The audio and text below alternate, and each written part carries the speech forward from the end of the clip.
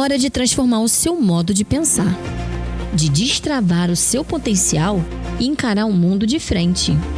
Prepare-se para o novo. Está no ar.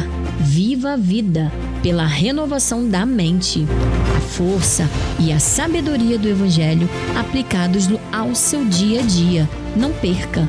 Toda quarta, às 17 horas, na Web Rádio Ramá, a rádio que vive com você. Meu querido, minha querida, que maravilha estarmos aqui. Semana passada começamos a nossa reflexão e hoje vamos continuar.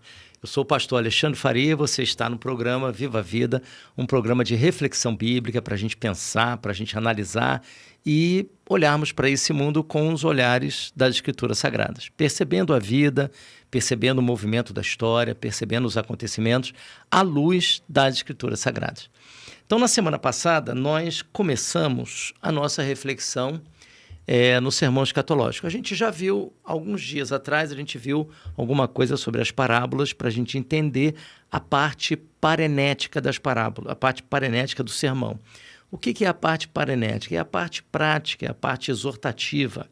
Então, o sermão escatológico de Jesus em Mateus 24 e 25, ele tem, vamos colocar assim, duas partes.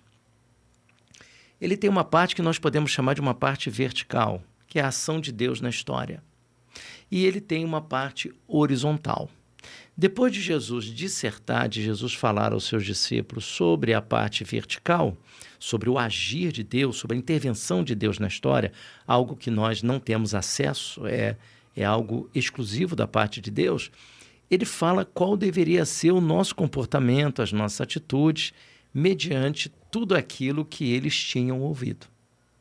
Então, essa é a tônica dessas duas partes do sermão, a parte mais prática, representada pelas parábolas, e o ensinamento de Jesus, a parte mais teórica, na primeira parte. Nós vamos voltar, já que começamos na semana passada, e pode ser que você não tenha assistido, então nós vamos fazer uma breve revisão para a gente se ambientar nesse sermão, que é um dos sermões mais extraordinários da história, onde o Senhor Jesus abre o coração para falar sobre o futuro. E aí a gente já começa afirmando que tudo que Jesus disse nesse sermão, quando ele o pronunciou lá no ano 29, ano 30, 31, não se tem a data ao certo, tudo que Jesus pronunciou era futuro. Tudo que ele disse era futuro. Agora nós estamos 2000 anos depois do pronunciamento do discurso. Logo depois Jesus foi crucificado, faleceu, ressuscitou ao terceiro dia, deu testemunho da sua ressurreição durante 40 dias. Durante esse período, de uma só vez, apareceu a mais de 500 irmãos, ascendeu aos céus e garantiu que um dia voltará. Pois bem, quando Jesus pronunciou esse sermão, tudo o que ele disse era futuro. Agora nós estamos a 2000 anos do evento. Então, o sermão tem passado, presente e futuro. Essa é a grande dificuldade da história. Como que a gente separa aquilo que é passado, aquilo que já aconteceu, como a destruição de Jerusalém no ano 70, daquilo que está acontecendo agora e de coisas que ainda são futuras? Então, o primeiro ponto que a gente tem que analisar é que Jesus pronunciou esse sermão após uma polêmica com os fariseus no capítulo de número 23. Os fariseus e os escribas, que são os teólogos do grupo dos fariseus. Os fariseus mesmo eram leigos, cerca de 6.000 fariseus em Jerusalém, e havia os escribas, que eram os teólogos, aqueles que estavam no templo, ensinando as escrituras. Então, Jesus, no capítulo 23 de Mateus, ele diz assim, verso número 33, serpentes, raça de víboras, como esperam escapar da condenação do inferno? Por isso, eis que lhes envio profetas, sábios e escribas, a uns vocês matarão e a outros crucificarão, a outros ainda vocês açoitarão nas sinagogas e perseguirão de cidade em cidade, para que recaia sobre vocês todo o sangue justo derramado sobre a terra, desde o sangue do justo Abel até o sangue de Zacarias, filho de Baraquias, a quem vocês mataram entre o santuário e o altar. Jesus faz uma pesada, uma dura acusação a eles pelo comportamento incrédulo que assumiram ao longo da história, e Jesus lança em rosto tudo aquilo que eles estavam fazendo ao longo de todo esse tempo. Mas o que nos chama a atenção é o verso de número 36. Jesus fala que tudo aquilo que eles fizeram, que isso recairá sobre eles. Então ele diz o seguinte: em verdade lhes digo que todas essas coisas hão de vir sobre a presente geração. Então, aqueles que estavam ouvindo o discurso de Jesus iriam sofrer as consequências das suas atitudes, e uma delas seria uma poderosa invasão à cidade de Jerusalém, e isso aconteceu no ano 70, capitaneada pelo Marechal Tito, e quando ele veio com as falanges do exército romano e destruiu Jerusalém, destruiu o templo, e mais de 1 milhão de judeus foram mortos.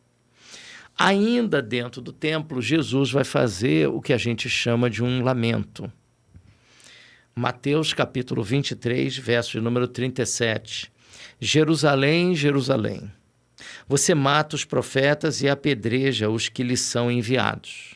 Quantas vezes eu quis reunir os seus filhos, como a galinha ajunta os seus pintinhos debaixo das asas, mas vocês não quiseram. Então, esse lamento era totalmente compreensível aos ouvidos dos discípulos, mas depois veio uma parte que eles não entenderam.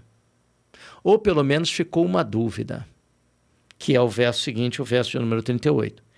Eis que a casa de vocês ficará deserta. Casa aqui não é casa como nós conhecemos, é um sentido metafórico. Ele está falando do templo. E os discípulos entenderam isso. Na continuação do texto, que é o sermão escatológico, no capítulo 24, o texto diz que Jesus saiu do templo, ele se assenta no Monte das Oliveiras e ele fica de frente para o templo.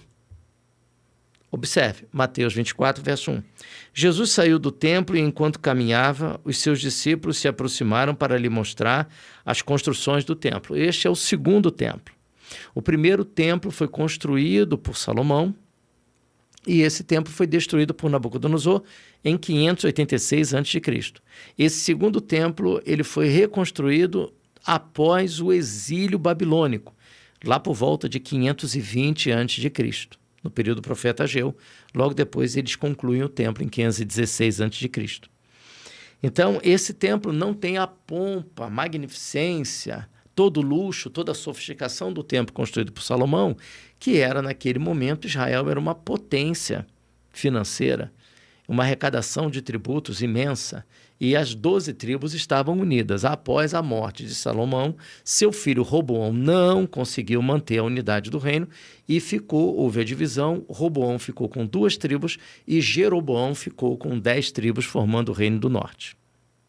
Então, aquele templo foi destruído por Nabucodonosor em 586, quando ele vem e destrói o templo de Jerusalém. Quando eles voltam do exílio, a partir de 539 a.C., Ciro vai liberar o povo. No ano seguinte, 538, ele baixa um decreto que pode voltar, pode levar tudo que está no templo, todos os tesouros, levar tudo para a região de Judá. Só que ele agora é diferente. Eles não têm os recursos materiais. Eles não têm a pompa, eles não têm a riqueza, eles não têm a quantidade de dinheiro e as finanças que Salomão tinha, que era rei. Então o templo vai ser reconstruído, mas não com aquela envergadura, com aquela grandeza, com aquele luxo, com toda a sofisticação da época de Salomão. Mas foi reconstruído. Jesus então fala de dentro desse templo e ele sai e continua o discurso, continua a conversa, quando os seus discípulos farão a ele 3 perguntas. Então vamos observar. Jesus, Mateus 24, verso 1. Jesus saiu do templo e, enquanto caminhava, os seus discípulos se aproximaram para lhe mostrar as construções do templo. Ele, porém, lhes disse: vocês estão vendo todas essas coisas? Ou seja, fazendo referência ao templo que estava ali próximo. Ele está sentado no Monte das Oliveiras e ele está de frente para o templo. Então, ele está mostrando, assim que eles mostraram o templo para ele, quando estava dentro do templo, a visão era interior. Quando estava do lado de fora, a visão agora é uma visão externa extraordinária. Ele olha para o templo, fala com os discípulos falam com ele, e ele então emite uma palavra tremenda no verso de número 2, ainda no verso 2. Vocês estão vendo todas essas coisas? Em verdade lhes digo que não ficará pedra sobre pedra que não seja derrubada. Isso acendeu um alerta nos discípulos. Por que acendeu um alerta? Porque a espiritualidade e a religião, ainda que tenha a sua distinção, espiritualidade é uma coisa interior, religião é uma coisa exterior. Tiago vai definir a religião pura e verdadeira como visitar os órfãos, acudir as viúvas. Então, a religião é a prática da espiritualidade. Então, a religião é uma coisa externa e a espiritualidade é uma coisa interna.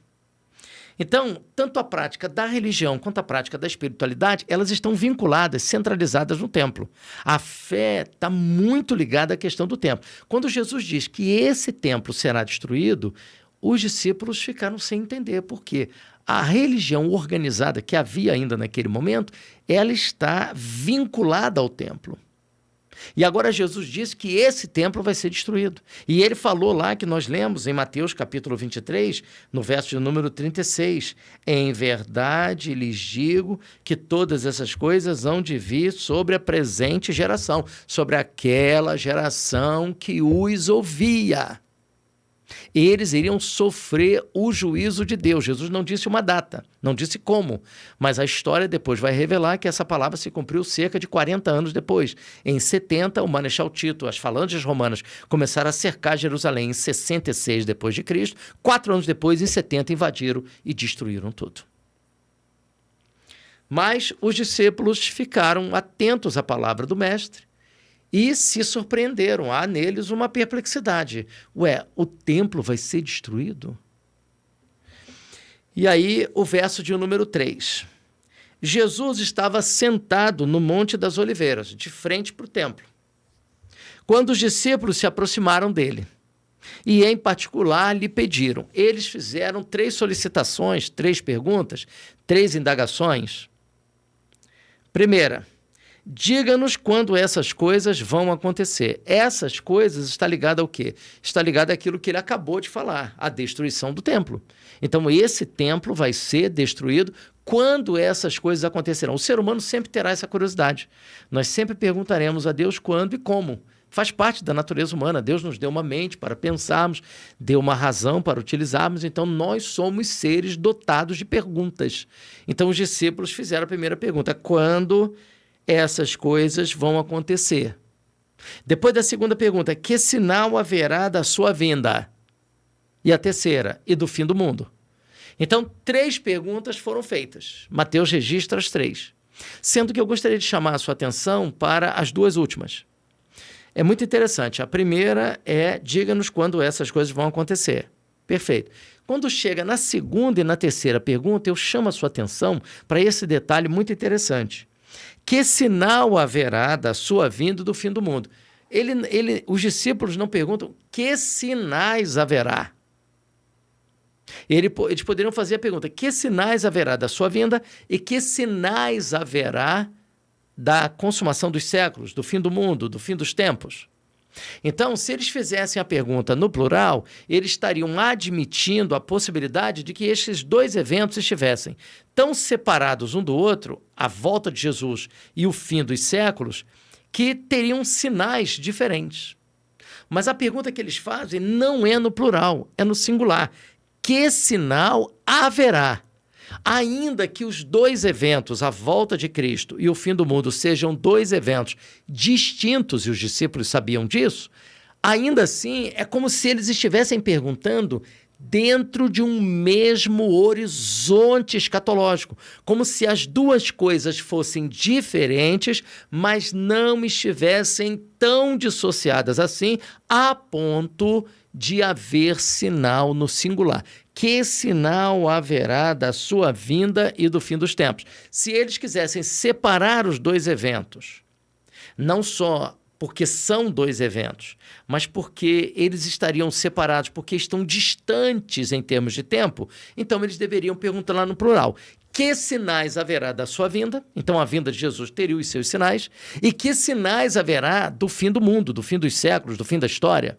Mas não, eles perguntam no singular, mostrando o quê?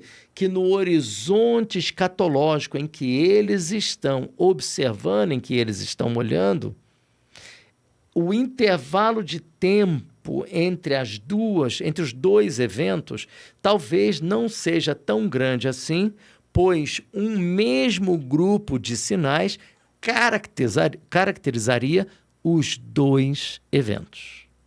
Então, eu queria que você guardasse essa informação, ela é muito preciosa. Pontos que nós precisamos entender do sermão escatológico para que a gente possa caminhar, senão a gente não consegue caminhar.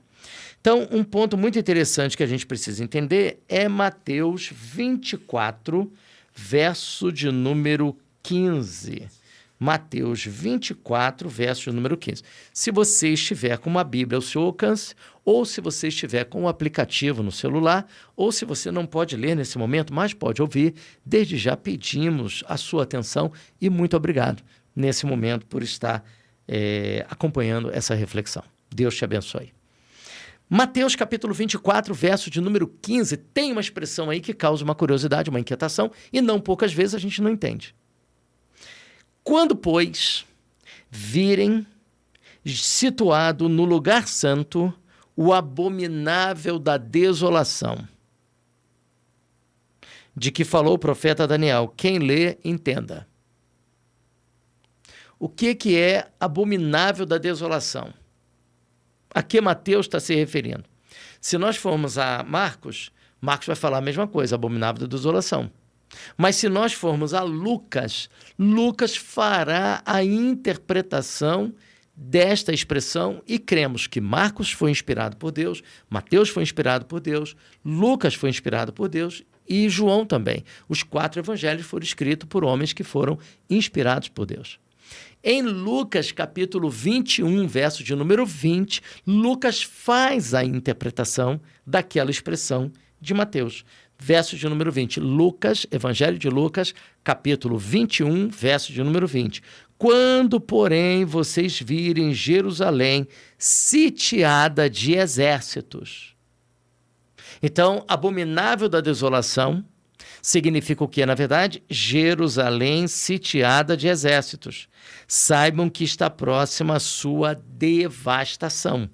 Então, esse cerco a Jerusalém começa em 66, depois de Cristo, e em 70 a cidade é destruída. Então, a palavra de Jesus se cumpriu e aquela geração presente que ouviu a palavra de Jesus, que ouviu o sermão, que agiu com a incredulidade, que matou profeta, que matou apóstolo, que matou sacerdote, que fez uma série de injustiças movidos pela incredulidade, esse grupo sofreu o juízo de Deus na queda de Jerusalém. Outro ponto interessante para nós, que nós precisamos entender, é o ponto que está no verso de número 29. Mateus, capítulo 24, verso de número 29. Se eu não disse, então vou dizer agora. O sermão escatológico de Jesus, ele se apresenta em Mateus, nos capítulos 24 e 25. Esse mesmo sermão, de maneira mais condensada, vai aparecer no Evangelho de Marcos, capítulo 13. E esse mesmo sermão vai aparecer no Evangelho de Lucas, no capítulo 21.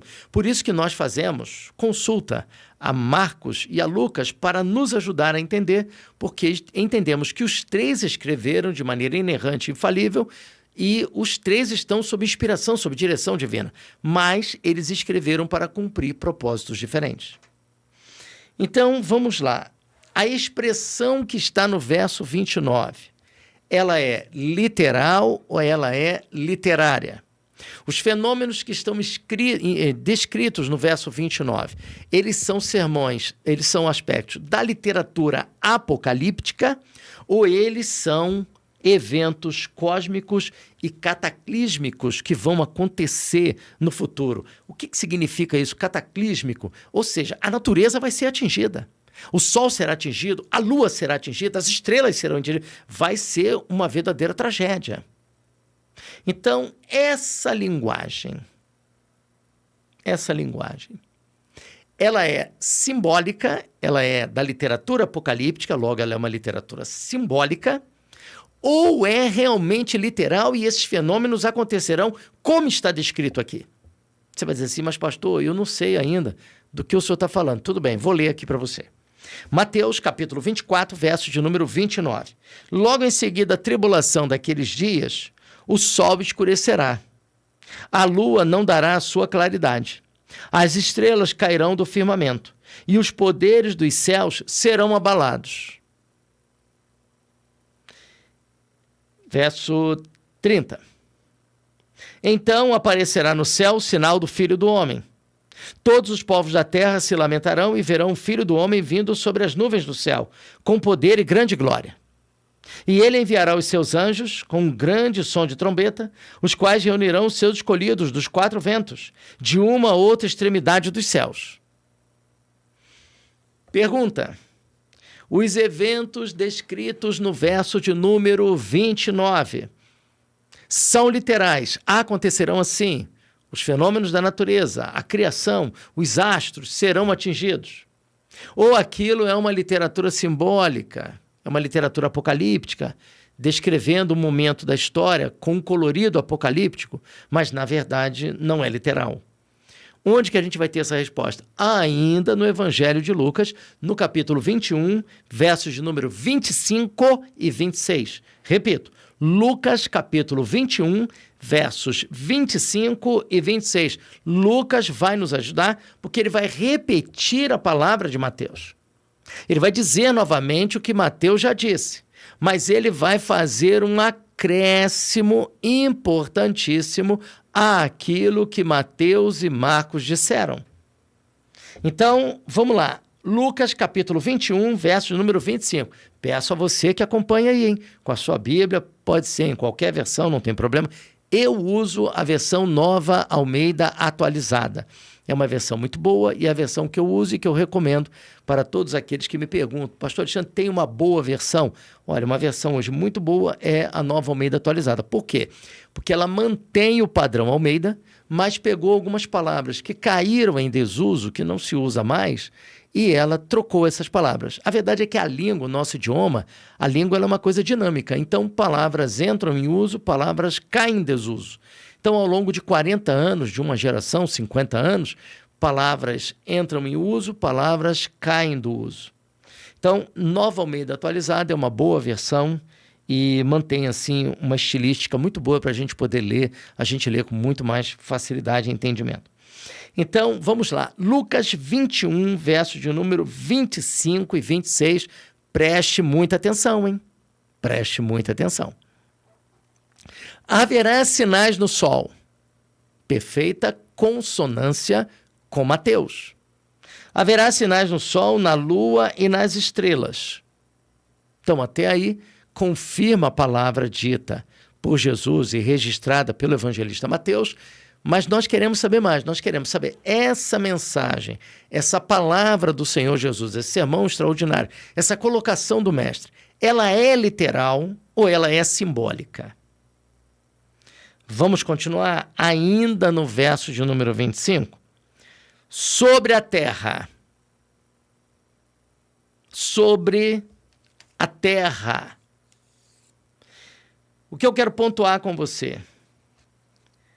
Se nós lermos apenas a primeira parte do verso, nos dá a entender que Lucas seguiu a mesma linha de Mateus, e aí ele registra que o sol será atingido, a lua será atingida, as estrelas serão atingidas na volta de Cristo, mas nós ficamos sem saber se é literal ou se é literário. Se é literal, se vai acontecer assim ou se é uma literatura simbólica. Mas Lucas nos ajuda. Por que Lucas nos ajuda? Porque Lucas vai narrar não só o que está acontecendo no céu e a natureza sendo atingida, mas Lucas vai mais longe. Lucas vai dizer qual será a reação dos seres humanos sobre a face da terra na segunda vinda de Jesus Cristo. Observe o que diz o texto. Sobre a terra, angústia entre as nações em perplexidade por causa do bramido do mar e das ondas. Então haverá uma perplexidade daqueles que não creram em Jesus, que não receberam Jesus como Senhor e Salvador, que não se arrependeram dos seus pecados. O ar será de total perplexidade, porque será um grande evento. Jesus volta, traz o cortejo celestial, todos aqueles que morreram em Cristo e estão na presença de Jesus virão com ele em sua companhia para receberem seus corpos glorificados. Os corpos de todos aqueles que morreram serão ressuscitados. Mas você vai dizer assim, mas pastor, não entendi. Como é que o corpo vai ser ressuscitado se a pessoa morreu sem um braço, sem uma perna? Eu vou mais longe. Essa pessoa foi cremada. O corpo virou pó, virou cinza. Metade das cinzas foram parar no Oceano Atlântico, metade no Pacífico. E agora? Deus irá reunir, Deus irá recompor o corpo. E esse corpo, um corpo preparado para a eternidade, um corpo glorificado, não sujeito ao tempo, ao espaço, ao envelhecimento, à doença, à tentação, à morte, nada disso. Todas essas coisas são passadas. Então, o texto diz, no verso número 25, sobre a terra, angústia entre as nações, em perplexidade por causa do bramido do mar e das ondas. Haverá pessoas que desmaiarão de terror e pela expectativa das coisas que sobrevirão ao mundo. Elas vão desmaiar pelo que está acontecendo, pelo mar sair de controle, e elas também sofrerão porque, ao verem o que está acontecendo e perplexas pelo que está acontecendo, ficarão também inquietas com aquilo que irá acontecer. Bem, se aconteceu isso até agora, o que está vindo por aí? E o texto bíblico diz que elas desmaiarão de tanto terror. Quem vai desmaiar? Todas aquelas que não creram em Jesus como Senhor e Salvador, não se arrependeram dos seus pecados. Então, se Jesus voltar hoje, em qual dos dois grupos você estará? Você estará no grupo daqueles que se erguerão e levantarão a cabeça, como Mateus, como o próprio Jesus vai nos orientar, ou você vai estar naquele grupo que vai entrar em desespero total por tudo aquilo que você vai estar vendo e assistindo se Jesus voltasse hoje? Qual dos dois grupos você faz parte, ou você fará parte? O texto continua, verso número 27. Então verão o Filho do Homem vindo numa nuvem com poder e grande glória. Ora, quando estas coisas começarem a acontecer, levantem-se e fiquem de cabeça erguida, porque a redenção de vocês se aproxima. 2 tipos de comportamentos diferentes sobre a face da terra. Um grupo que vai se levantar, vai erguer a cabeça e vai aguardar a redenção de Jesus, está ansioso por essa redenção, estão aguardando essa redenção, essa libertação, e mais ainda, verão o Filho do Homem vindo sobre as nuvens. Mas existe um outro grupo, o grupo daqueles que não creram, e esse grupo vai desmaiar de tanto terror. Em qual dos 2 grupos você está? Se você está no grupo daqueles que desmaiarão de terror, eu creio que esse é o momento, esta é a hora, mediante a palavra que você está recebendo no seu coração, Deus marcou um encontro com você nesta hora. Não era outra pessoa que deveria estar em frente a este computador, a este celular que você tem nas mãos. Era você.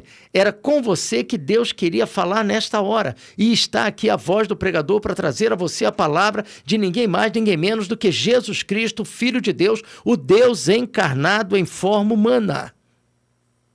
Agora, nós temos outro ponto no sermão escatológico que também é muito importante e muito interessante e fonte de grande debate.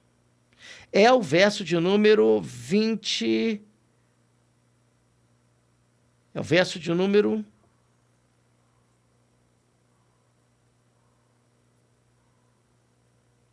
24. Perdão, aqui está em Lucas, é Mateus, por isso que eu não estou achando. Mateus 24, verso de número 35. Esse verso é uma fonte de inquietação. Jesus vai falar esta geração. E aí você e eu iremos perguntar, que geração é esta? Mateus capítulo 24, verso número 35. Passará o céu e a terra. Até aí não tem problema. Jesus tem autoridade sobre a criação. Passará o céu e a terra, porém as minhas palavras não passarão. Maravilha, as palavras dele ficarão. Mas no verso 34, o que ele disse é que é o problema. Não é o problema o poder da sua palavra. O poder da sua palavra, nós cremos, nós desfrutamos, fomos salvos pela palavra de Deus através de Jesus Cristo. Mas no verso de número 34 ele diz o quê? Em verdade lhes digo que não passará esta geração. Pergunta: que geração é esta? Essa geração é a geração dos dias de Jesus, seus contemporâneos? Ou essa geração é a geração que vem depois de Jesus, que estará presente no momento dos sinais da volta de Cristo, geração essa que contemplará a volta de Jesus? Qual das duas gerações? Existem várias interpretações para esse texto, mas nós vamos destacar aqui as duas principais que possuem maior número de adeptos. A primeira delas é de que esta geração é a geração que são os contemporâneos de Jesus.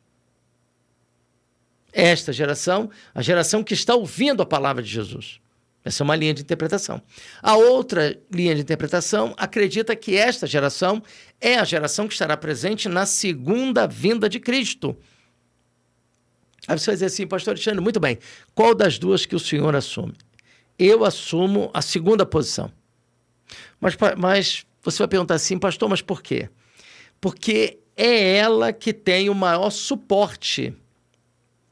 É ela que tem o maior suporte na dinâmica do próprio texto. Porque você veja bem, no verso número 29 fala que o sol escurecerá, a lua não dará a sua claridade, as estrelas do céu serão abaladas. E ele vem discorrendo sobre a sua segunda vinda, e ele fala no verso 31, e ele enviará os seus anjos, com grande som de trombeta, os quais reunirão os seus escolhidos dos quatro ventos, de uma outra extremidade dos céus. E aí ele conta a parábola da figueira. Ele para de falar sobre o futuro e fala com seus discípulos. Olha, assim como vocês observam a figueira e vocês conhecem as estações do ano, então você tem que usar para entendam os sinais que estão sendo emitidos. Não para marcar uma data da volta, mas para entender que Jesus está voltando.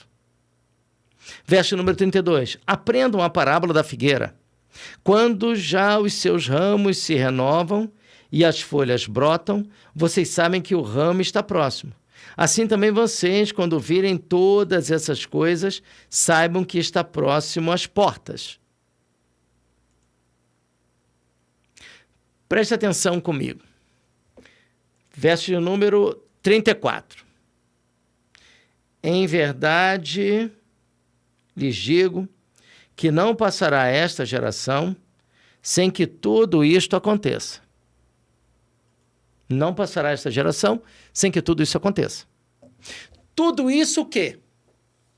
Aquilo que ele acabou de citar em relação à segunda vinda, em relação aos sinais na natureza, sinais no sol, na lua, nas estrelas, os anjos reunidos pegando os seus escolhidos dos quatro cantos da terra. Então, tudo isso que ele está citando é o que esta geração, a geração presente, ao momento da segunda vinda, esta geração presenciará os sinais cósmicos da volta de Jesus. Esta geração presenciará o início do fim, mas esta geração também presenciará não só o início do fim, também o fim do fim.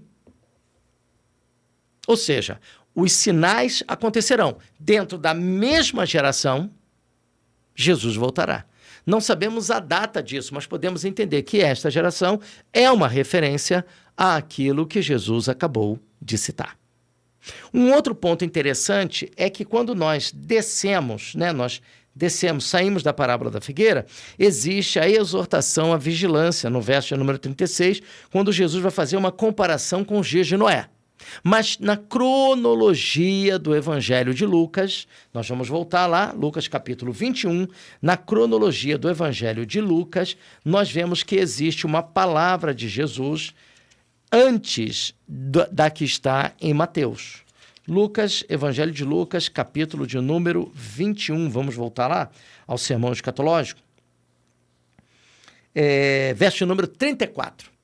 Então, antes, é como se ali em Mateus, quando ele termina de contar a parábola da figueira, começa o verso 36, a exortação à vigilância, e ele vai falar de Noé e de sua família. Antes dessa palavra dele, a gente lê que foi dita uma palavra de exortação à vigilância no Evangelho de Lucas. Nós estamos fazendo o quê? A harmonia dos evangelhos. Nós estamos examinando Mateus 24, 25, com o auxílio de Marcos 13 e Lucas capítulo 21. E ele diz assim: tenham cuidado, para não acontecer que o coração de vocês fique sobrecarregado com as consequências da orgia, da embriaguez e das preocupações deste mundo. E para que aquele dia não venha sobre vocês repentinamente como uma armadilha, pois sobrevirá a todos os que vivem sobre a face da terra. Portanto, vigiem o tempo todo, orando para que vocês possam escapar de todas essas coisas que têm de acontecer e para que possam estar em pé na presença do Filho do Homem.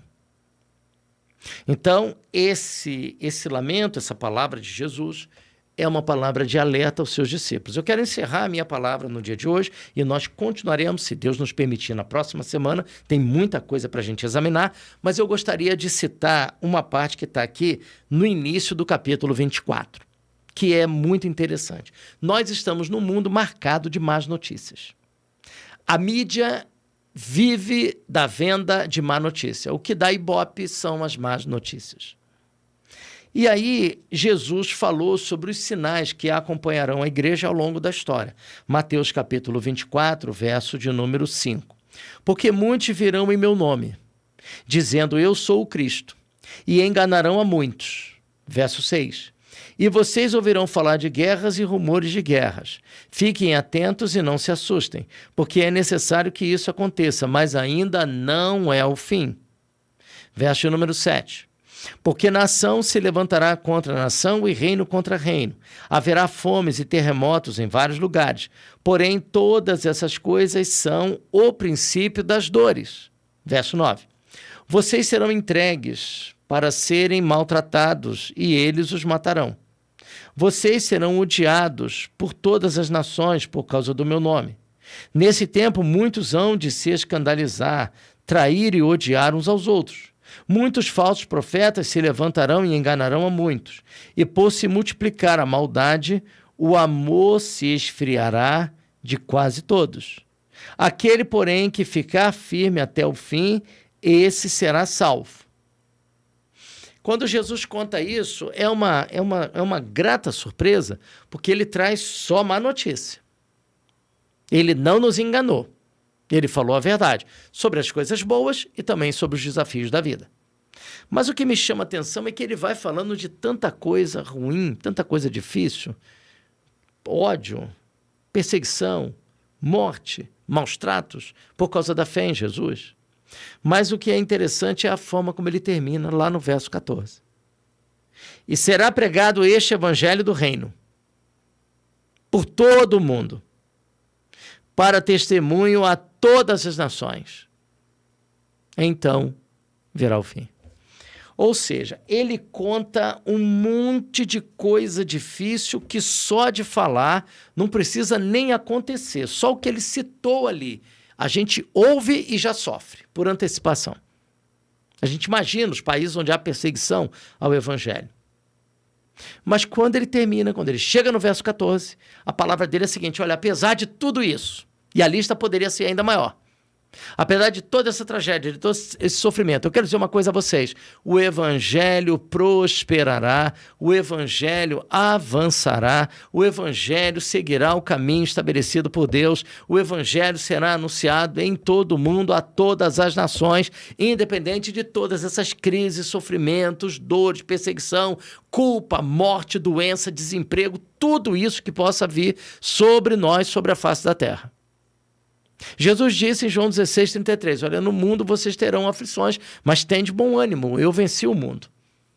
A vitória que vence o mundo é a nossa fé, é a certeza de que Jesus está conosco. Eis que estou convosco todos os dias até a consumação dos séculos. Então Jesus mostra toda essa realidade difícil que só de ouvir a gente já sofre.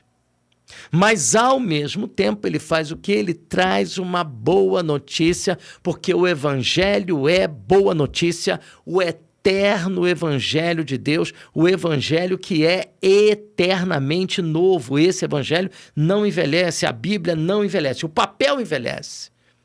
O papel físico envelhece, a gente tem que comprar uma outra Bíblia. Mas a mensagem que está aqui, ela não envelhece.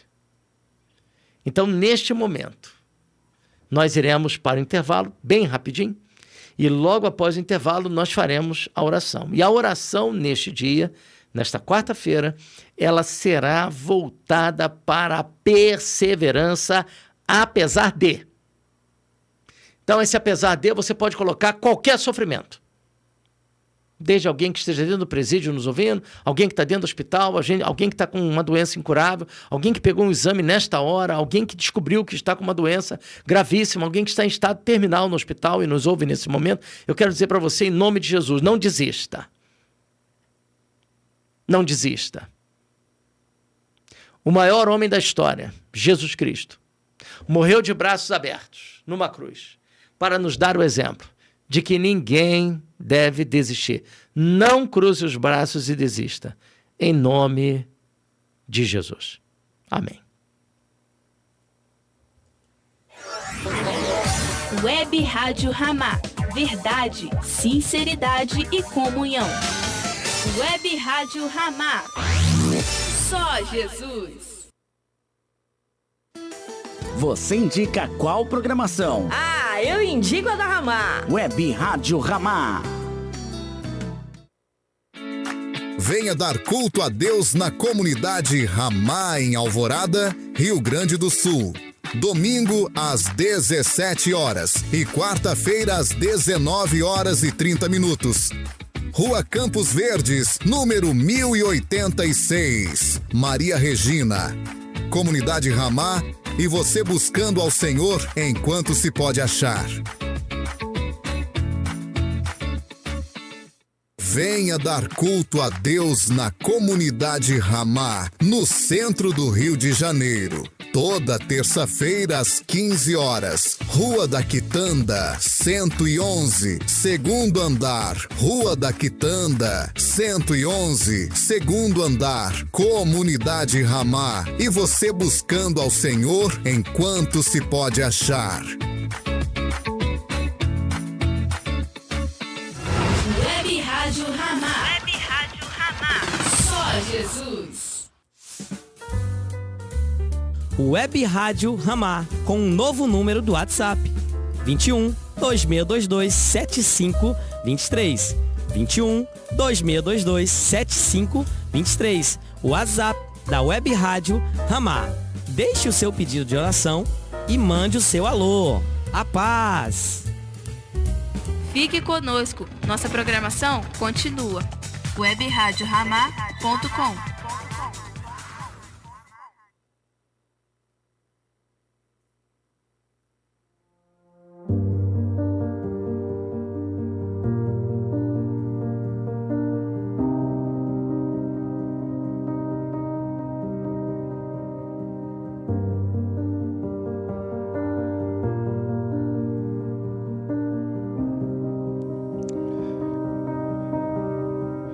Meu querido, minha querida, você que nos dá a sua preciosa atenção nesta hora e que acompanha esse programa, desde já te agradecemos por isso. Nós vamos orar neste momento e vamos pedir a Deus que Deus nos capacite a perseverarmos. As notícias das coisas que acontecem no mundo não são as melhores, e muitas delas não nos agradam. Mas como cristãos, não vivemos daquilo que vemos, vivemos daquilo que cremos. Então vamos orar neste momento. Eu peço a você, se te for possível, que você feche os olhos, abaixe sua cabeça, para nós orarmos. Senhor, em nome de Jesus Cristo, nós te agradecemos, ó Deus, por esse momento. Te agradecemos, ó Deus, pela Rádio Web Ramá. Te agradecemos, ó Deus, pela vida do pastor Érico à frente desse ministério. Te agradecemos pela vida do nosso diretor, Tiago, e por todos os funcionários, ó Deus, que se dedicam a esse ministério, ó Pai, de maneira extraordinária, de maneira brilhante, para que este ministério, para que esta palavra chegue aos ouvidos dos nossos ouvintes. Por isso nós te agradecemos por essa equipe que com tamanha seriedade e amor executa o seu trabalho. Neste momento, ó Deus, nós te pedimos também por aqueles e aquelas que nos ouvem nesta hora. Não sabemos, ó Deus, quais são os momentos, as situações que o teu povo está vivendo, mas nós te pedimos em nome de Jesus que o Senhor nos dê forças para caminhar, que o Senhor nos dê fé no coração, ó Deus, para enfrentarmos os desafios e entendermos que os obstáculos existem sim, mas os obstáculos existem para serem vencidos, para serem ultrapassados. Em nome de Jesus, ó Deus, nós cremos na Tua palavra quando ela nos diz que em Cristo nós não somos vencedores, nós somos mais que vencedores. Muito obrigado, ó Deus, por essa certeza, por essa vontade, por essa bondade do Senhor sobre a nossa vida. Te rogamos, ó Deus, que o Senhor nos dê ânimo, nos dê força, nos dê, ó Deus, fé, certeza, confiança de que Tu estás conosco. Ainda que a gente ande pelo vale da sombra da morte, Tu estás conosco. A Tua vara e o Teu cajado nos consolam. Em nome de Jesus, ó Deus, abençoa cada coração que nos ouve nesta hora. Seja no Brasil ou em qualquer outra parte do mundo, onde quer que a voz deste chegue. Em nome de Jesus, que esse coração que nos ouve seja grandemente abençoado, fortalecido, que o Senhor derrame graça, não só sobre a vida do ouvinte, mas também sobre a vida da sua família, sobre os seus pais, sobre seus filhos, sobre seus familiares. E se houver alguém doente na família, que o Senhor faça levantar da cama. Ó Deus, tudo isso nós te pedimos e te agradecemos, porque cremos que assim como Jesus nos ensinou, todo poder pertence ao Senhor nos céus e na terra. Por isso, ó Deus, a nossa total confiança, pois descansamos no poder do Senhor. Em nome de Jesus que nós oramos, autor e consumador da fé, hoje e sempre. Amém. Que Deus te abençoe em nome de Jesus. Amém. Você acompanhou Viva a Vida, pela renovação da mente, a sua dose semanal de inspiração e sabedoria do Evangelho para o seu dia a dia. Leve essa força para a sua semana. Lembre-se, uma mente renovada constrói uma vida transformada. Nosso encontro está marcado toda quarta-feira, às 17 horas. E siga a gente nas redes sociais e compartilhe essa mensagem. Continue ligado na Web Rádio Ramá, a rádio que vive com você.